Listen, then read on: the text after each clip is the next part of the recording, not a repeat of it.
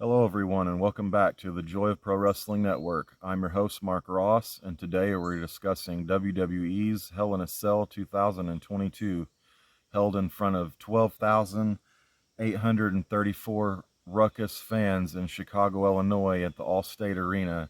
So a very Ruckus, crazy, hyped up, sold out crowd in Chicago tonight. Chicago's always a crazy city and a fun city for the performers to wrestle in.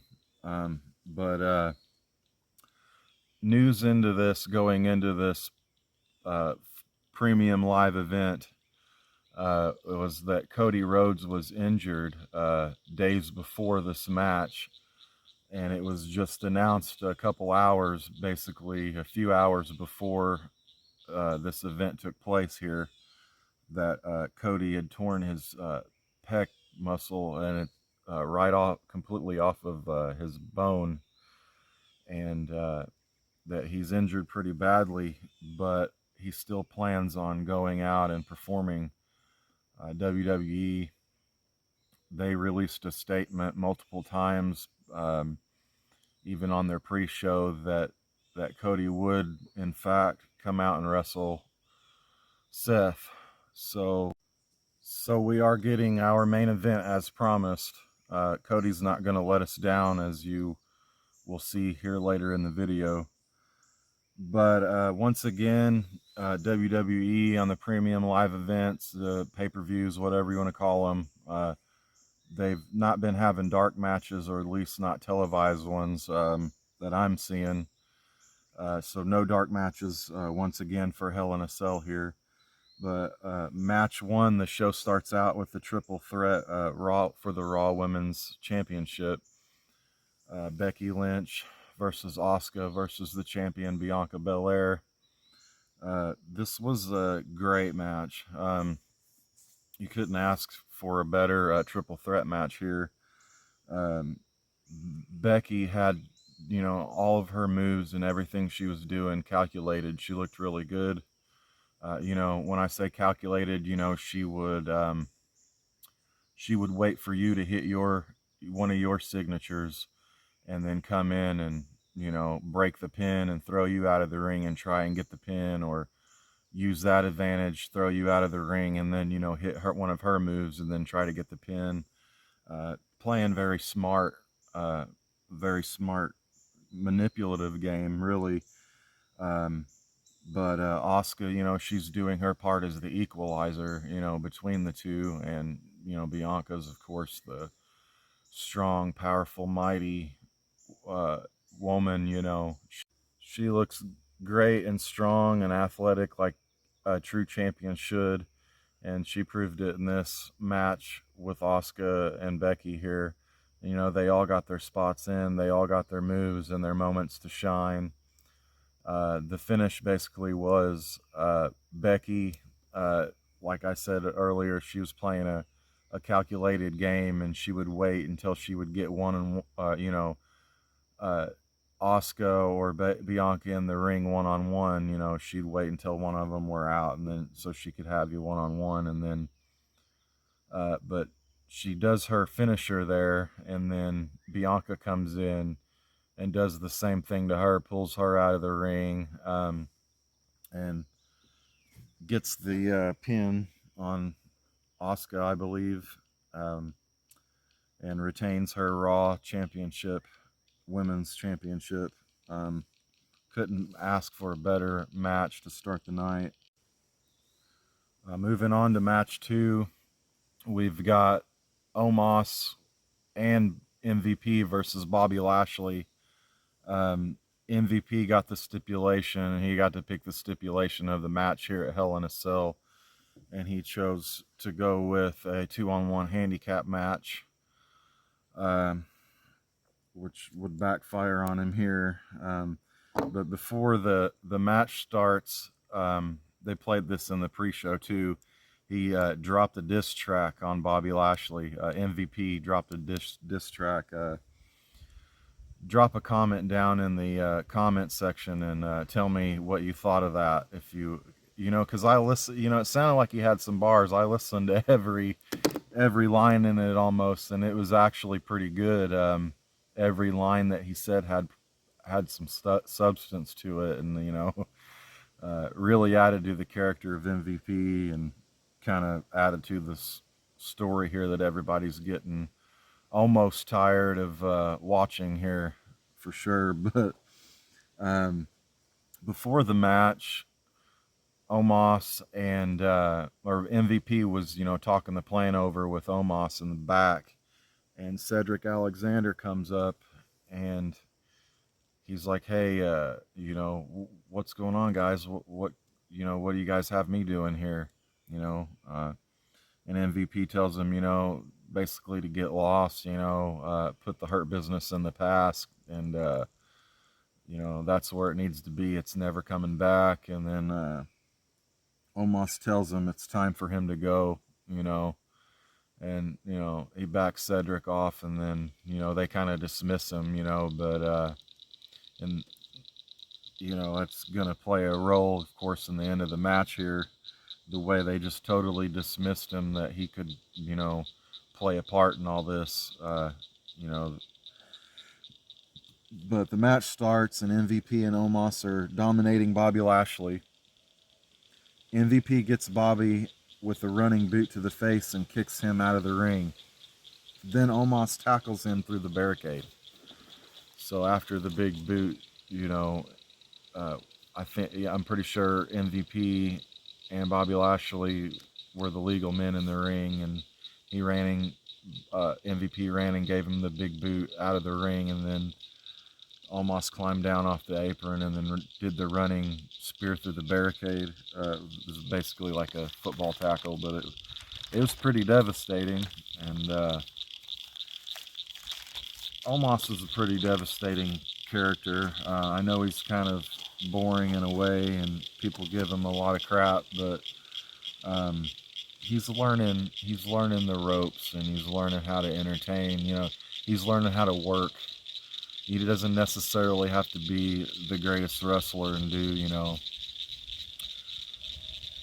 big moves and stuff. Most of his moves are like, what does he use? I don't even know. Bear hug submissions or slam, big power slams. He does a big splash, which is very devastating. I think almost like a running splash when he's got you in the corner on the turnbuckle.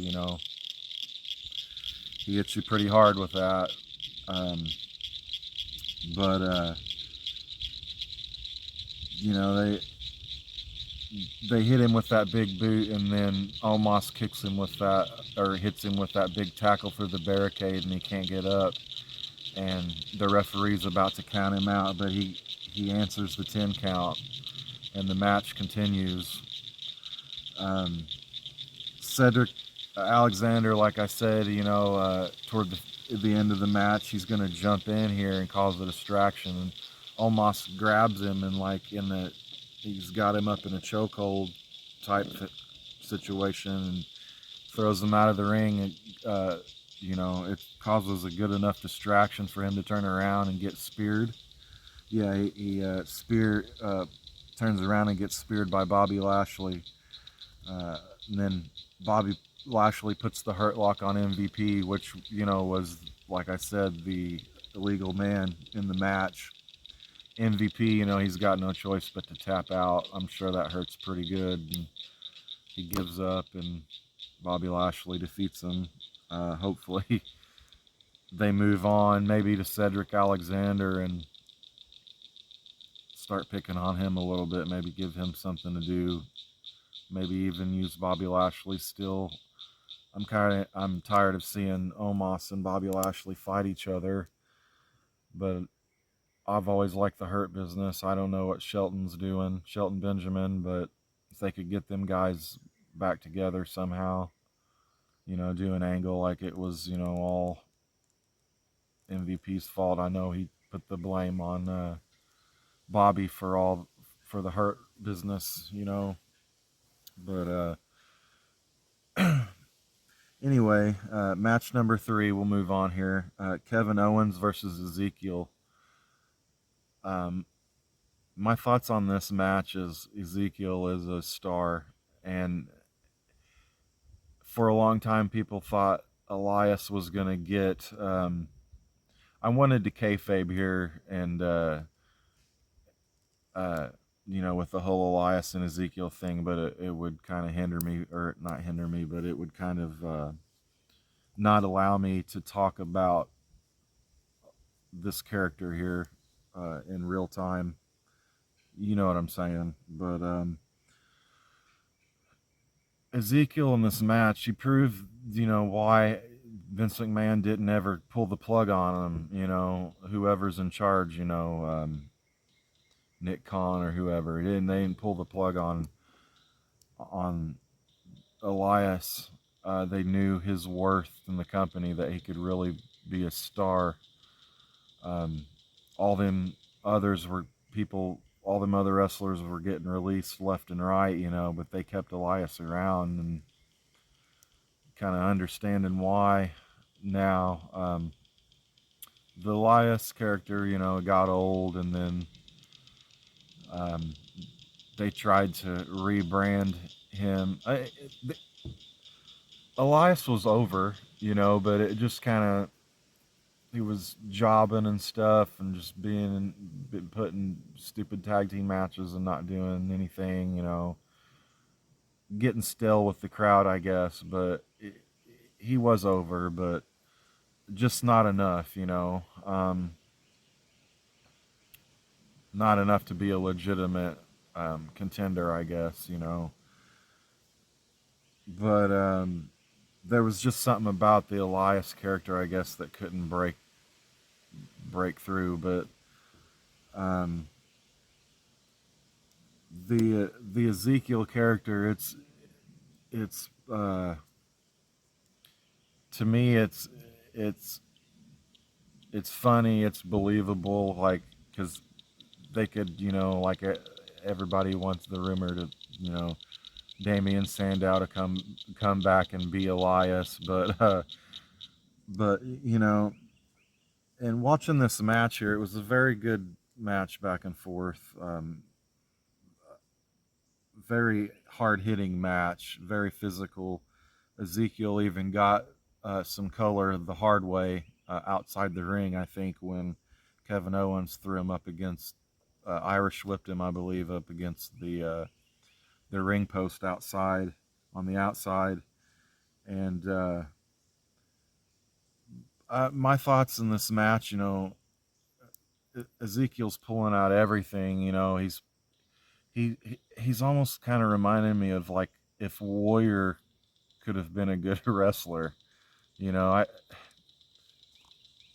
Warrior did some cool stuff, but I mean, like, if he could pull that, that elbow off the top that Ezekiel did, or if he could, just some of the stuff he did in this match here against Kevin Owens.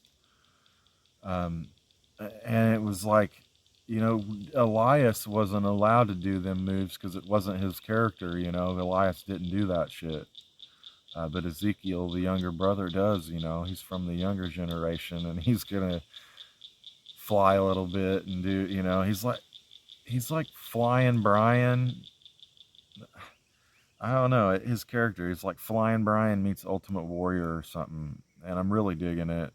Um, but he gets the L here. Kevin Owens finally gets a win. I can't remember the last time Kevin Owens won a match, but yeah, he gets the win. I believe by pinfall there, and we'll move on to match number 4 here. Judgment Day versus AJ and Finn Balor and Liv Morgan. This match, I don't know. I didn't really care if it was on the pay-per-view or not, but I guess it was a pretty decent match. Rhea ends up, putting herself in harm's way, and, being the sacrifice, and, Finn doesn't, I, the rules in a mixed tag match, I guess, is, the man can't be in with the woman, or vice versa, or each one of them can't attack the other. So Finn, going against the rules, he could get disqualified, if he, you know, hit Rhea off the top rope or whatever at the end of that finish there. But and then that allows Edge to capitalize and get the spear, and win, and they defeat AJ, Finn, and Liv Morgan here. A lot of people thought another person was going to join Judgment Day this time, but not this time around. A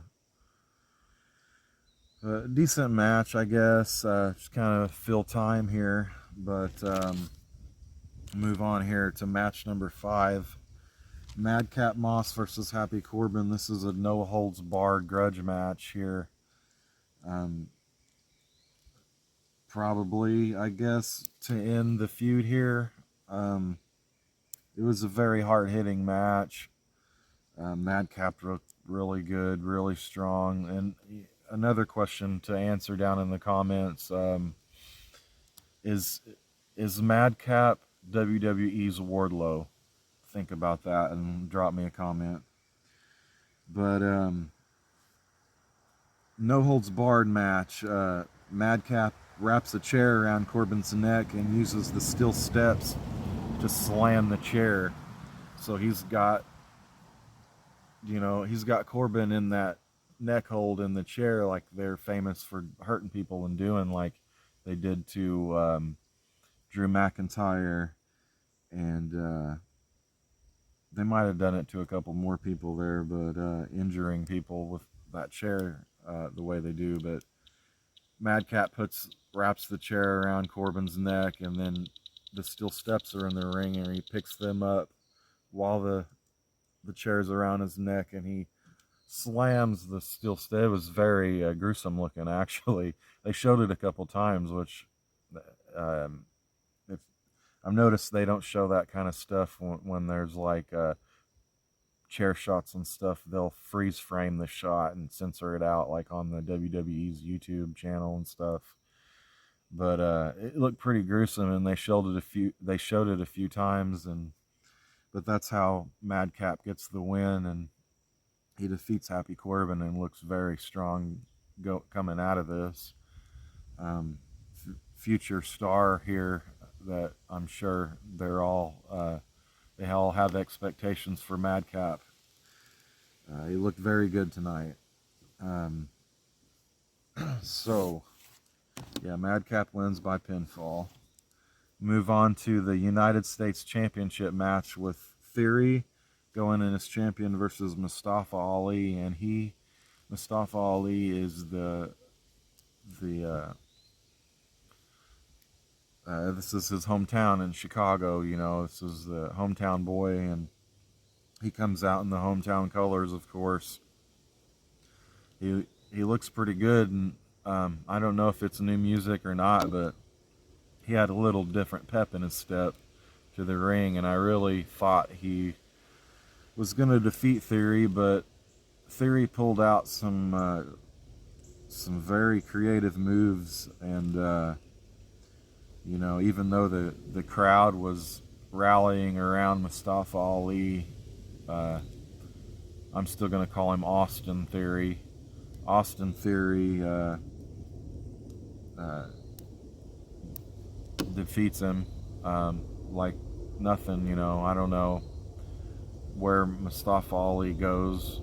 I thought this was his chance here to win the title here, but it doesn't look like that's the plan. They like Austin Theory a whole lot, and that's who they're going with for this championship for a while, it looks like. So Ali's just another selfie for Theory.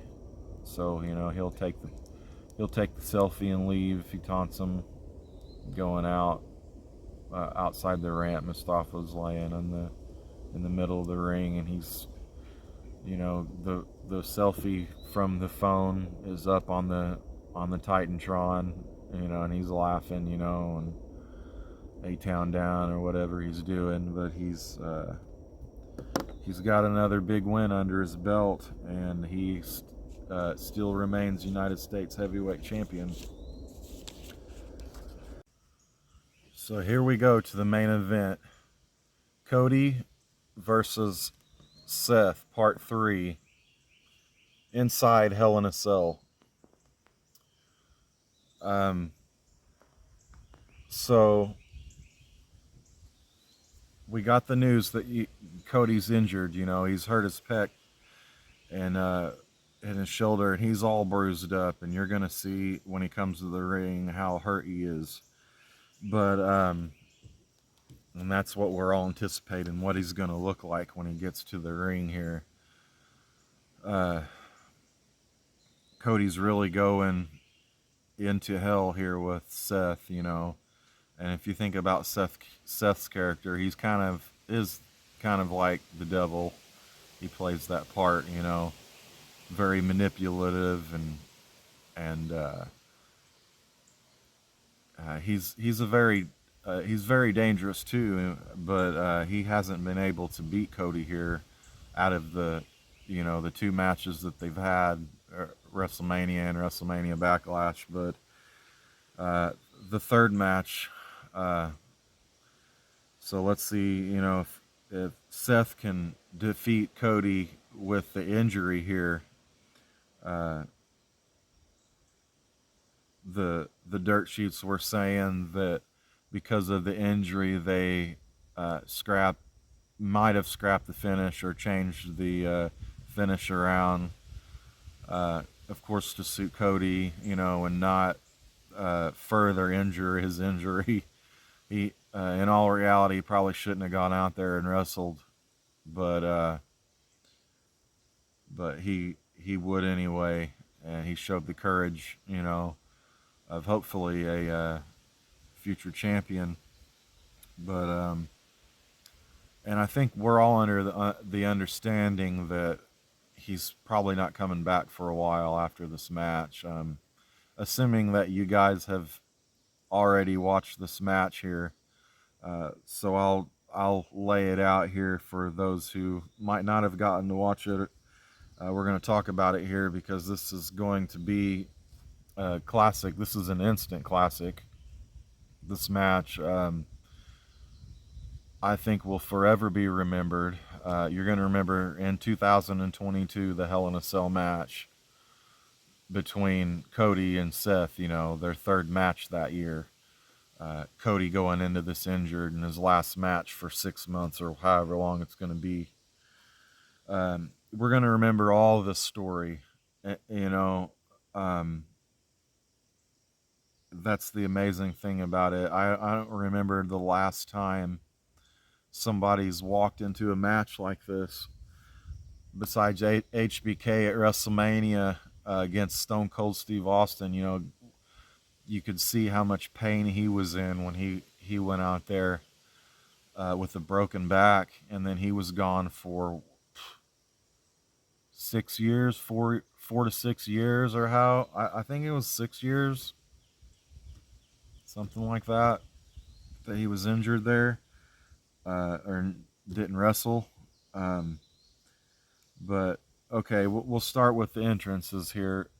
Seth Rollins comes out, you know, like I said, the devil, you know, he's playing mind games here. Commenters or commentary team are selling it really well. But Seth comes out wearing yellow polka dots. The same polka dots that Dusty wore in the late 80s in the WWF. Bold heel move there by Seth. But like I said, you know, Cody's injured. He's like a one-armed man in an ass-kicking contest here. Very vulnerable going into the most dangerous match in wrestling against one of the most dangerous opponents today in wrestling, in my opinion here. And so Seth is taunting, you know, walking down with the Dusty colors. It was pretty pretty crazy, but anyway, Cody comes down looking as only he can look. He comes down with all the pyro and fireworks, like nothing's wrong with him, until he gets inside the cell and gets in the ring and takes off his jacket during the entrances, and then you can see just how hurt he is, and that he's actually walking into hell here. This had a very eerie, um, dark, demented feeling, like kind of like it did back in the day. Back into the very first.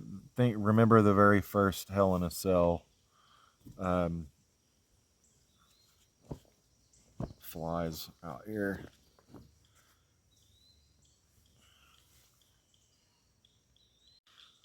Remember back to Bad Blood 97. Um, yeah, Bad Blood 97. The very first Hell in a Cell match, Undertaker versus Shawn Michaels, and Kane makes his debut. Um, Dark, demented, evil, sadistic Hell in a Cell match. Memorable classic. Um, there's been some Hell in a Cell matches that you don't even remember. Um, but you're always going to remember this, I think, 20, 30, 40 years from now. You will look back at this match as one of the best of the decade, or however you want to rank it.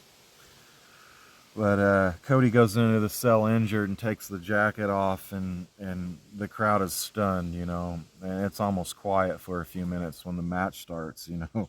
We don't know what to think here. We're just, a jaw-dropping moment. We know we're in for it and we're about to see something great. Even if it's a short 10, 12-minute match,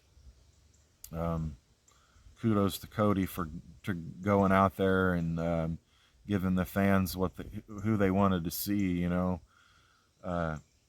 Like his song says, give the fans what they came to see. And he's doing it every week, and it's just a shame that he's injured now. But my thoughts before the match were that Seth is gonna prey on his arm, and that's exactly what he did. He was like licking his chops, when he took that jacket off. He's just sadistically smiling, and he's like, "I'm gonna get you, boy."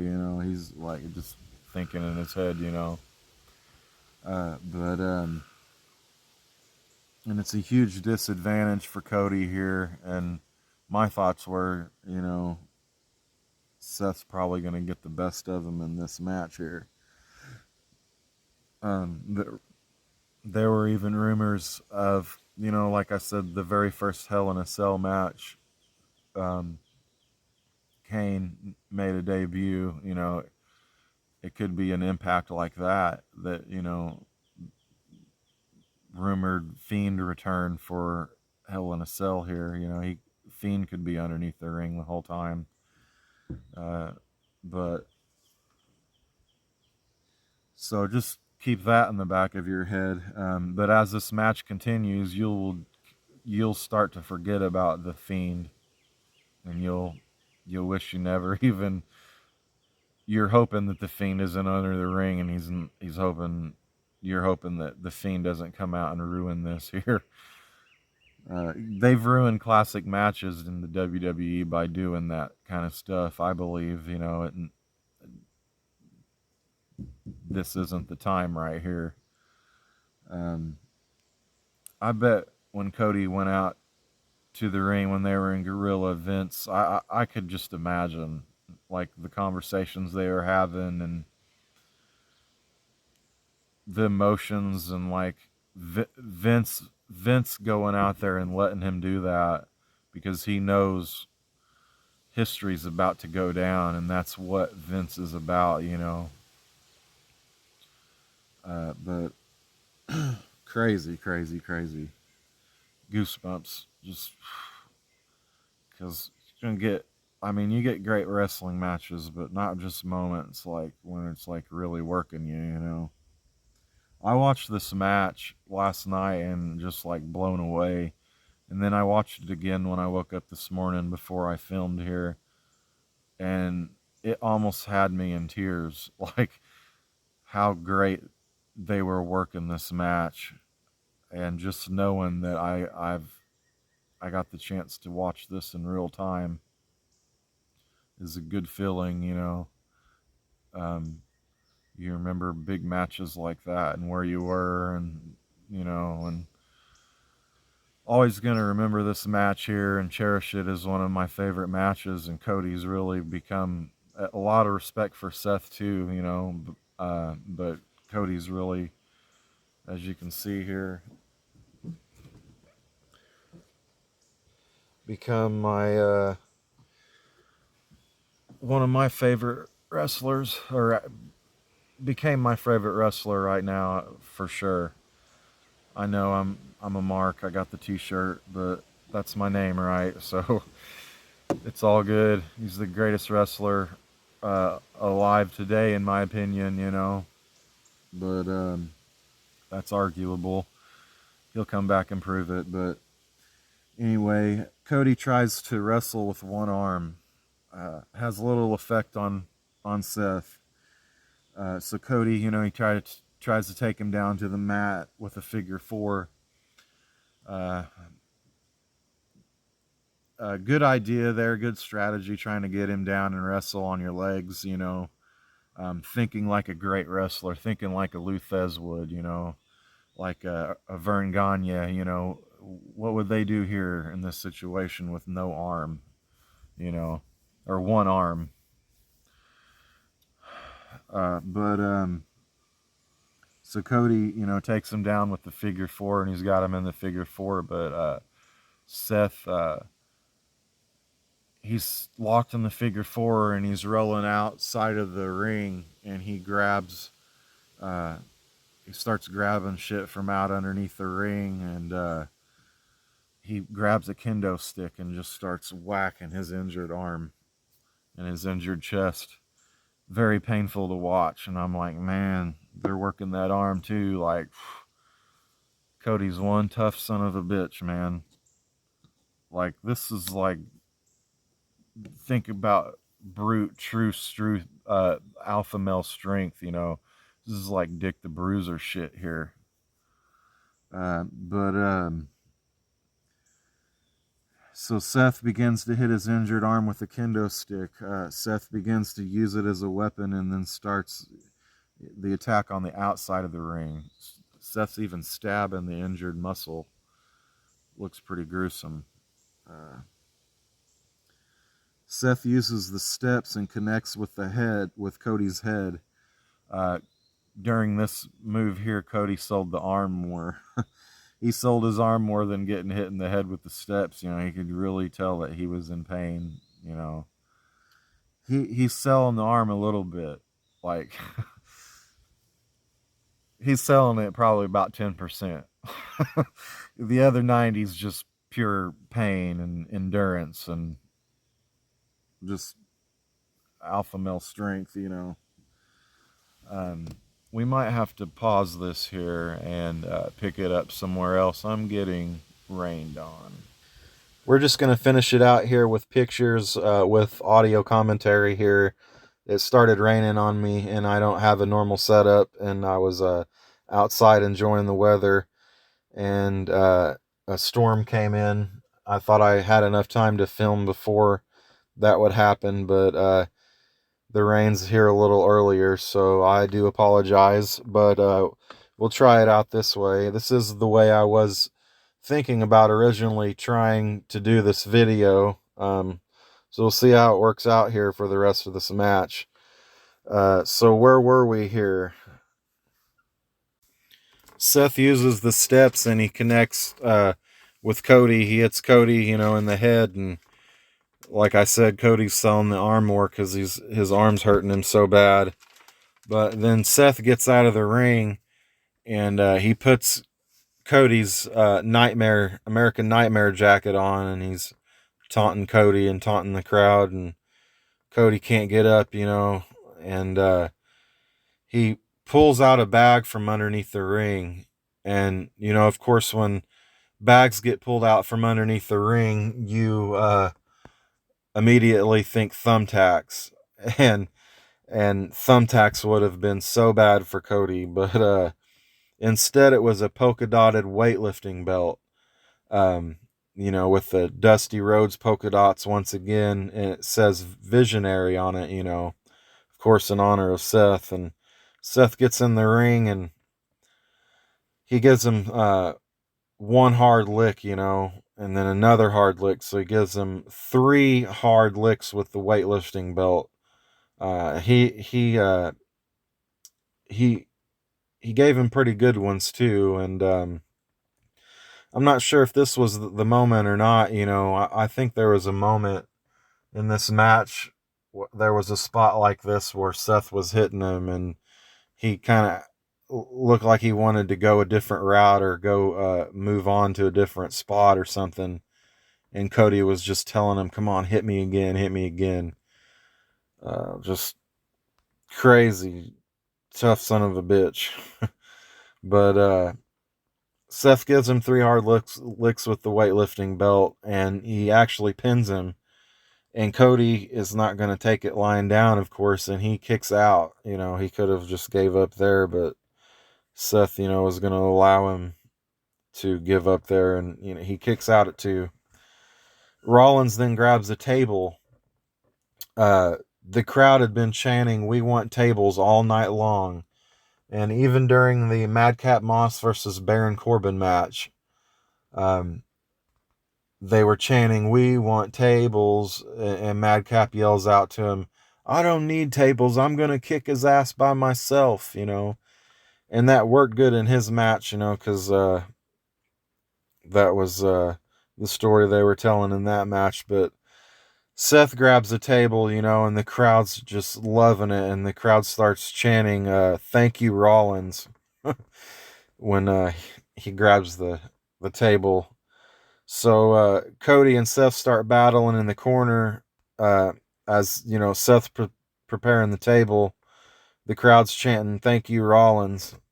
Rollins sets up for the superplex. Cody reverses out of the superplex and gets Rollins into a power bomb position. It looks pretty gnarly, him holding him up like that with his injured arm. But Seth gets out of that, and then he gives Cody a couple hard elbows to the back of the head, them big Seth Rollins welcome back Cody elbows to the back of the neck and the head, and he lays Cody out on the table there, and he gets up on the top rope and he goes for a big frog splash, but Cody rolls off the table and Rollins misses and crushes through the table. Crowd is going crazy. I'm not sure where the minute mark is in this match, but maybe not even halfway through the match yet here. It's a great endurance by Cody here. Cody rolls out of the ring and he grabs a bag of his own that has a bull rope in it, with a big bell on it, cowbell or whatever, and he how fitting, for that to be under the ring. Like, it's just further telling the story of Dusty Rhodes, the tradition behind the bull rope there. And he attaches it to his wrist, and he gets in the ring and he starts screaming at Seth, demanding him to put the bull rope, attach it onto the other end of it, attach it onto his wrist. And Seth's looking at him like, "You're a freaking maniac, man. I'm not even that crazy," and Cody's just screaming, "Put it on! Do it now!" And then Seth's like, all right, I'll do it. And, and he starts getting in that violent zone, it was pretty cool, man. And, yeah,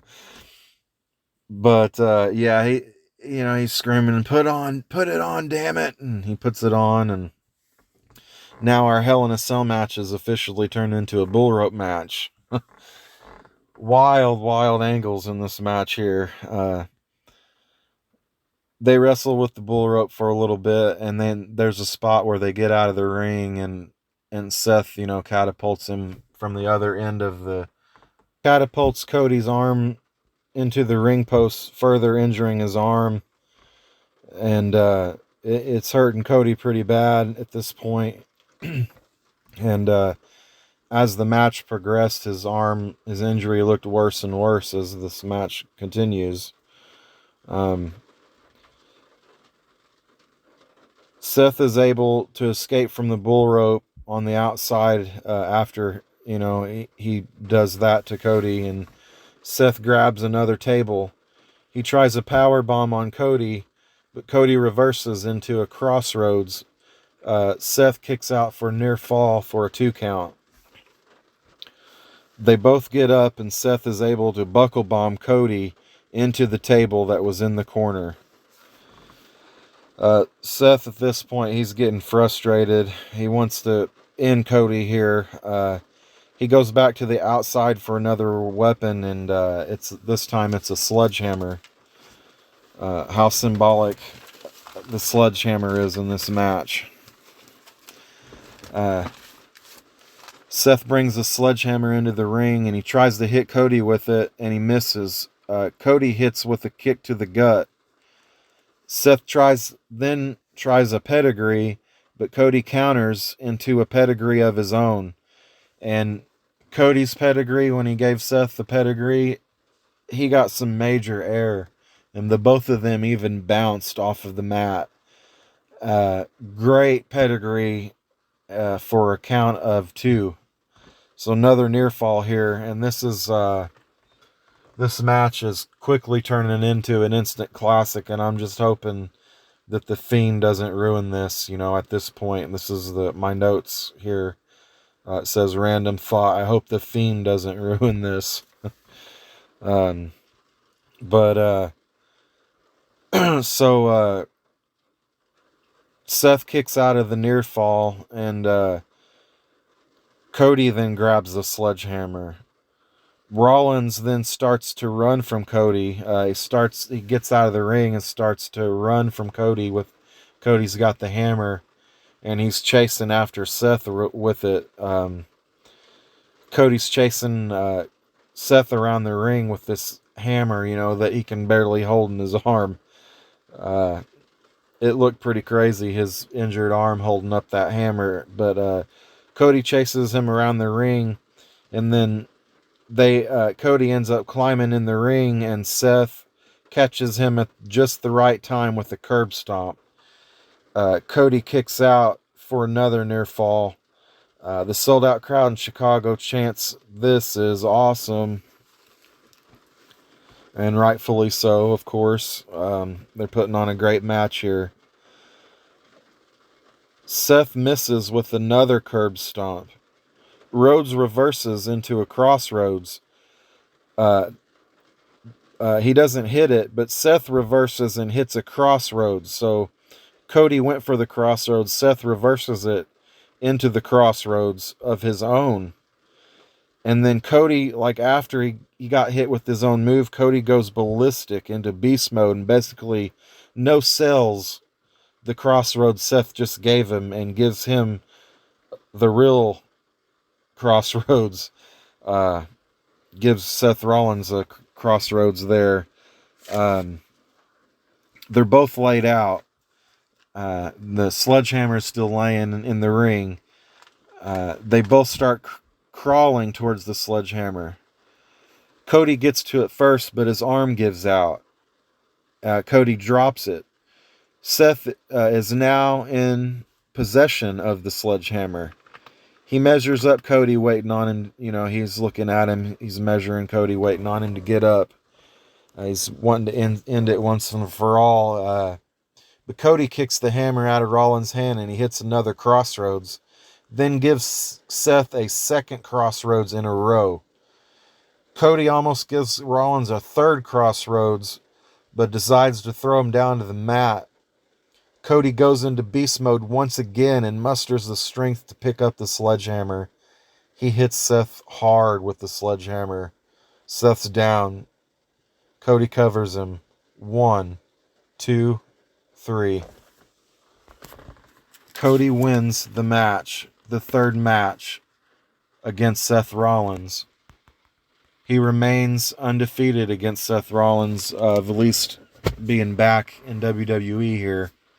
So the Cody versus Seth saga here is Cody 3's Seth 0. But even though Seth loses, he's proven that he's like his matches are showstoppers. He even reminded me of Shawn Michaels. There was a point in the match here where he told the cameraman, "Get out of my way," or he's like, "Move it," and he kind of like gives him a little shove, or whatever. And Shawn would even do that. He'd even push the cameraman. He'd like Dennis Rodman somebody, push him out of the way if they were in his way, of what he was trying to do. But great story being told here. I would show this match here to somebody that doesn't watch wrestling if they asked me, why do you watch that stuff? And I would show, this would be a match that I would show them. It would make them a believer. Like Cody, that's what he does. He's got a good way of making you believe in him. And he knew he had to go out there. He talk about, running from your legacy in the past, but he's chasing after that legacy now.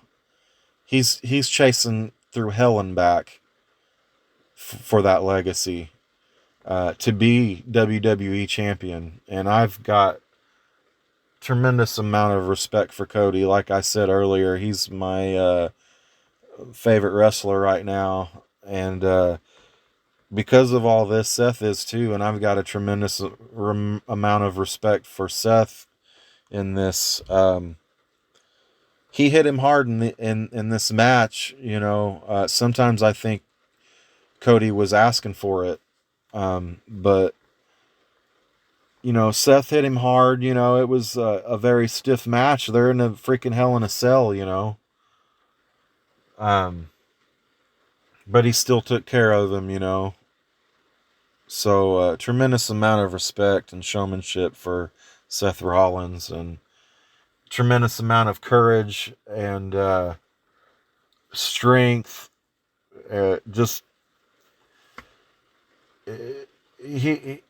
Cody's a superstar. He didn't have to do what he did. He didn't have to go through hell and back for us. Like he's done so many times, like he did so many times for AEW, and they didn't appreciate him. That's a different story, but Cody's in the right place, and this just cements his legacy. Like, imagine the babyface reaction he's going to get when he returns. I hope it's not in 6 months. I hope it's not that long. I hope he can rebound from this, and, I know Cody's trying to be the best he can be, but I think he may be kind of overdoing it.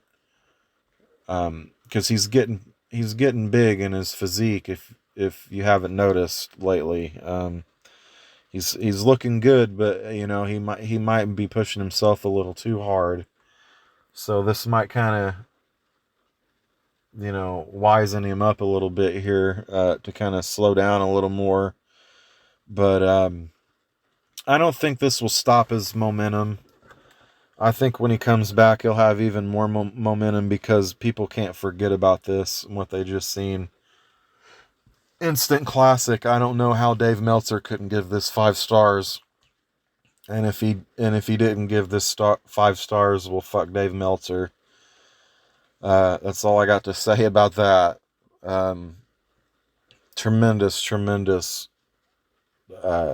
show tonight.